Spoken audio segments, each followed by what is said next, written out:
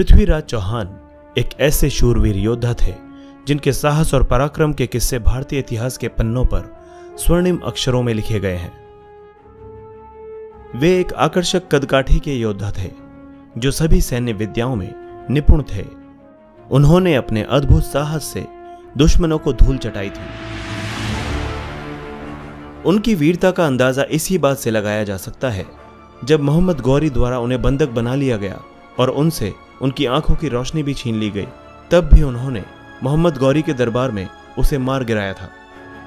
पृथ्वीराज चौहान के करीबी दोस्त एवं कवि चंद्रवर दाई ने अपनी काव्य रचना पृथ्वीराज चौहान रासों में यह भी उल्लेख किया है कि पृथ्वीराज चौहान घोड़ों व हाथियों को नियंत्रित करने की विद्या में भी निपुण थे।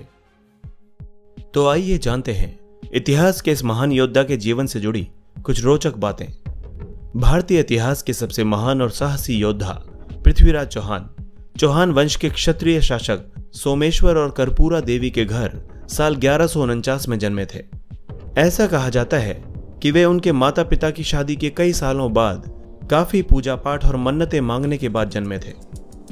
वहीं उनके जन्म के समय से ही उनकी मृत्यु को लेकर राजा सोमेश्वर के राज में षड्यंत्र रचे जाने लगे थे, लेकिन उन्होंने अपने दुश्मनों की हर साजिश को नाकाम कर दिया और वे अपने कर्तव्य पथ पर आगे बढ़ते चले गए। राजघराने में पैदा होने की वजह से ही शुरू से ही पृथ्वीराज चौहान का पालन पोषण काफी सुख सुविधाओं से परिपूर्ण अर्थात वैभवपूर्ण वातावरण में हुआ था। उन्होंने सरस्वती कंठाभरण विद्यापीठ से शिक्षा प्राप्त की थी, जबकि युद्ध और शस्त्र विद्या की शिक्षा उन्होंने अपने गुरु श्री राम जी से प्राप्त की थी। पृथ्वीराज चौहान बचपन से ही बेहद साहसी, पराक्रमी और युद्ध कला में निपुण थे। शुरुआत से ही पृथ्वीराज चौहान ने शब्द भेदी बाण चलाने की अद्भुत कला सीख ली थी, जिसमें वे बिना देखे आवाज के आधार पर बाण चला सकते थे और सटीक निशाना लगा सकते थे। बचपन में चंद्रवर दाई पृथ्वीराज चौहान के सबसे अच्छे मित्र थे, जो उनके एक भाई की तरह उनका ख्याल रखते थे। आपको बता दें कि चंद्रवर दाई तोमर वंश के शासक अनंगपाल की बेटी के पुत्र थे, जिन्होंने बाद में पृथ्वीराज चौहान के सहयोग से पिथौरागढ़ का निर्माण कराया था।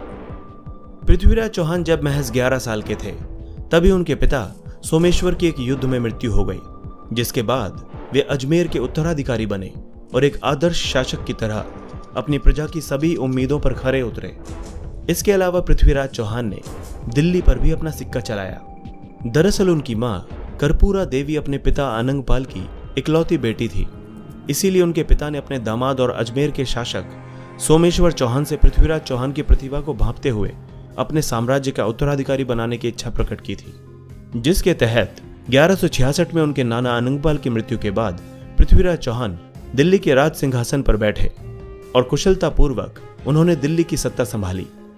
एक आदर्श शासक के तौर पर उन्होंने अपने साम्राज्य को मजबूती देने के लिए कई कार्य किए और इसके विस्तार करने के लिए कई अभियान भी चलाए, और इस प्रकार वे एक वीर योद्धा एवं लोकप्रिय शासक के तौर पर पहचाने जाने लगे। पृथ्वीराज चौहान और रानी संयोगिता की प्रेम कहानी की आज भी मिसाल दी जाती है और उनकी प्रेम कहानी पर कई टीवी सीरियल्स और फिल्में भी बन चुकी हैं। पृथ्वीराज चौहान के अद्भुत साहस और वीरता के किस्से हर तरफ थे। वहीं जब राजा जयचंद की बेटी संयोगिता ने उनकी बहादुरी और आकर्षण के किस्से सुने, तो उनके हृदय में पृथ्वीराज चौहान के लिए एक प्रेम भावना उत्पन्न हो गई और वे चोरी छिपे गुप्त रूप से पृथ्वीराज चौहान को पत्र भेजने लगीं। पृथ्वीराज चौहान भी राजकुमारी संयोगिता की खूबसूरती से बेहद प्रभावित थे और वे भी राजकुमारी की तस्वीर देखते ही उनसे प्यार कर बैठे थे। वहीं दूसरी तरफ जब रानी संयोगिता के बारे में उनके पिता राजा जयचंद को पता चला, तो उन्होंने अपनी बेटी संयोगिता के विवाह के लिए स्वयंवर करने का फैसला किया। वहीं इस दौरान राजा जयचंद ने समस्त भारत पर अपना शासन चलाने की इच्छा के चलते अश्वमेघ यज्ञ का आयोजन भी किया था। इस यज्ञ के बाद ही रानी संयोगिता का स्वयंवर होना था।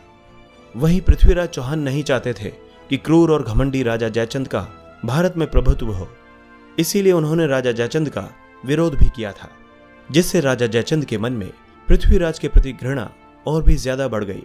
जिसके बाद उन्होंने अपनी बेटी के स्वयंवर के लिए देश के कई छोटे बड़े महान योद्धाओं को न्योता दिया, लेकिन पृथ्वीराज चौहान को अपमानित करने के लिए न्योता नहीं भेजा और द्वारपालों के स्थान पर पृथ्वीराज चौहान की मूर्तियां लगा दी। वहीं पृथ्वीराज चौहान जयचंद की चालाकी को समझ गए और उन्होंने अपनी प्रेमिका को पाने के लिए एक गुप्त योजना बनाई। बता दें कि उस समय हिंदू धर्म में लड़कियों को अपना मनपसंद वर चुनने का अधिकार था। वहीं अपने स्वयंवर में जिस भी व्यक्ति को वो गले में माला डालती वो उसकी रानी बन सकती थी। वहीं स्वयंवर के दिन जब कई बड़े बड़े राजा अपने सौंदर्य के लिए पहचानी जाने वाली राजकुमारी संयोगिता से विवाह करने के लिए शामिल हुए, उसी समय स्वयंवर में जब संयोगिता अपने हाथों में वरमाला लेकर एक एक कर सभी राजाओं के पास से गुजरी और उनकी नजर द्वार पर स्थित पृथ्वीराज चौहान की मूर्ति पर पड़ी, तब उन्होंने द्वार पर खड़ी पृथ्वीराज चौहान की मूर्ति पर हार डाल दिया, जिसे देखकर स्वयंवर में आए सभी राजा खुद को अपमानित महसूस करने लगे। वहीं पृथ्वीराज चौहान अपनी गुप्त योजना के मुताबिक द्वारपाल की प्रतिमा के पीछे खड़े थे और तभी उन्होंने राजा जयचंद के सामने रानी संयोगिता को उठाया और सभी राजाओं को युद्ध के लिए ललकार कर वे अपनी राजधानी दिल्ली चले गए। इसके बाद राजा जयचंद गुस्से से आग बबूला हो गया और इसका बदला लेने के लिए उसकी सेना ने पृथ्वीराज चौहान का पीछा किया, लेकिन उसकी सेना महान पराक्रमी पृथ्वीराज चौहान को पकड़ने में असमर्थ रही। जयचंद के सैनिक पृथ्वीराज चौहान का बाल भी बांका नहीं कर सके। हालांकि इसके बाद राजा जयचंद और पृथ्वीराज चौहान के बीच साल 1189 और 1190 में भयंकर युद्ध हुआ, जिसमें कई लोगों की जानें गईं और दोनों सेनाओं को भारी नुकसान पहुंचा। दूरदर्शी शासक पृथ्वीराज चौहान की सेना बहुत बड़ी थी, जिसमें करीब 3 लाख सैनिक और 300 हाथी थे। उनकी विशाल सेना में घोड़ों की सेना का भी खासा महत्व था। पृथ्वीराज चौहान ने अपनी इस विशाल सेना की वजह से न सिर्फ कई युद्ध जीते, बल्कि वे अपने राज्य का विस्तार करने में भी कामयाब रहे। वहीं पृथ्वीराज चौहान जैसे जैसे युद्ध जीतते गए, वैसे वैसे वे अपनी सेना को भी बढ़ाते गए। चौहान वंश के सबसे बुद्धिमान और दूरदर्शी शासक पृथ्वीराज चौहान ने अपने शासनकाल में अपने राज्य को एक नए मुकाम पर पहुंचा दिया था। उन्होंने अपने राज्य में अपनी कुशल नीतियों के चलते अपने राज्य के विस्तार करने में कोई कोर कसर नहीं छोड़ी थी। पृथ्वीराज चौहान पंजाब में भी अपना सिक्का जमाना चाहते थे, लेकिन उस दौरान पंजाब में मोहम्मद शहाबुद्दीन गौरी का शासन था। वहीं पृथ्वीराज चौहान की पंजाब पर राज करने की इच्छा मोहम्मद गौरी के साथ युद्ध करके ही पूरी हो सकती थी, जिसके बाद पृथ्वीराज चौहान ने अपने विशाल सेना के साथ मोहम्मद गौरी पर आक्रमण कर दिया। इस हमले के बाद पृथ्वीराज चौहान ने सरहिंद, सरस्वती और हांसी पर अपना राज स्थापित कर लिया।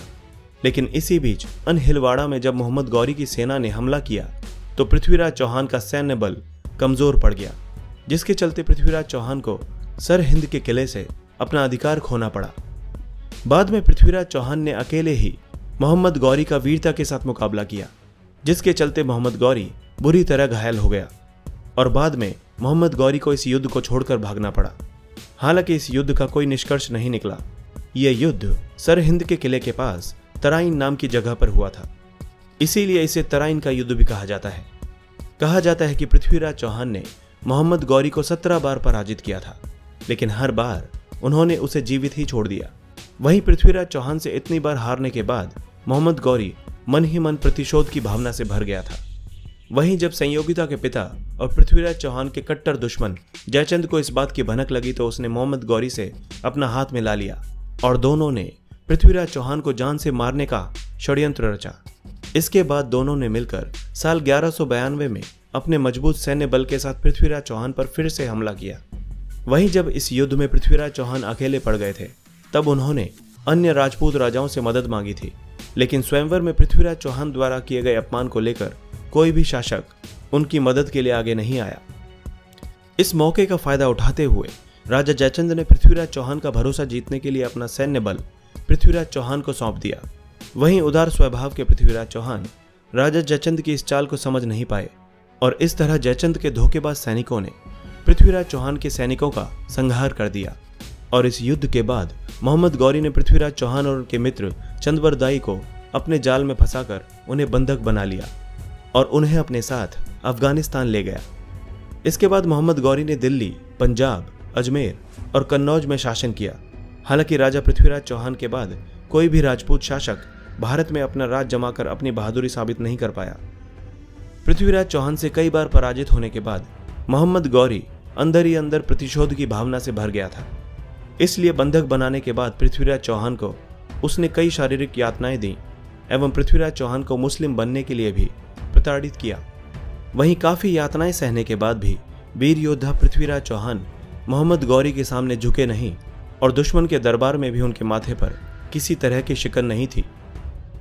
इसके साथ ही वे अमानवीय कृत्यों को अंजाम देने वाले मोहम्मद गौरी की आंखों में आंखें डालकर पूरे आत्मविश्वास के साथ देखते रहे, जिसके बाद गौरी ने उन्हें अपनी आंखें नीची करने का आदेश भी दिया। लेकिन इस राजपूत योद्धा पर तनिक भी प्रभाव नहीं पड़ा, जिसको देखकर मोहम्मद गौरी का क्रोध 7वें आसमान पर पहुंच गया और उसने पृथ्वीराज चौहान की आंखें गर्म सलाखों से जला देने का आदेश दिया। यही नहीं, आंखें जला देने के बाद भी क्रूर शासक मोहम्मद गौरी ने उन पर कई जुल्म ढाए और अंत में पृथ्वीराज चौहान को जान से मार देने का फैसला किया। वहीं इससे पहले मोहम्मद गौरी की पृथ्वीराज चौहान को मार देने की साजिश कामयाब होती, पृथ्वीराज चौहान के बेहद करीबी मित्र और राजकवि चंद्रवरदाई ने मोहम्मद गौरी को पृथ्वीराज चौहान की शब्द भेदी बाण चलाने की खूबी बताई, जिसके बाद मोहम्मद गौरी हंसने लगा कि भला एक अंधा कैसे बाण चला सकता है। लेकिन बाद में गौरी अपने दरबार में तीरंदाजी प्रतियोगिता का आयोजन करने के लिए राजी हो गया। वहीं इस प्रतियोगिता में शब्द भेदी बाण चलाने के उस्ताद पृथ्वीराज चौहान ने अपने मित्र चंद्रवरदाई के दोहों के माध्यम से अपनी अद्भुत कला दिखाई और भरी सभा में पृथ्वीराज चौहान ने चंद्रवरदाई के दोहों की सहायता से मोहम्मद गौरी की दूरी और दिशा को समझते हुए गौरी के दरबार में ही उसका वध कर दिया। ये दोहा कुछ इस प्रकार था: 4 बांस 24 गज, अंगुल अष्ट प्रमाण, ता ऊपर सुल्तान है, मत चूको चौहान। इसके बाद पृथ्वीराज चौहान और चंद्रवरदाई ने अपने दुश्मनों के हाथों मारने के बजाय एक दूसरे पर बाण चलाकर अपनी जीवन लीला खत्म कर दी। वहीं जब राजकुमारी संयोगिता को इस बात की खबर लगी तो उन्होंने भी पृथ्वीराज चौहान के वियोग में अपने प्राण दे दिए।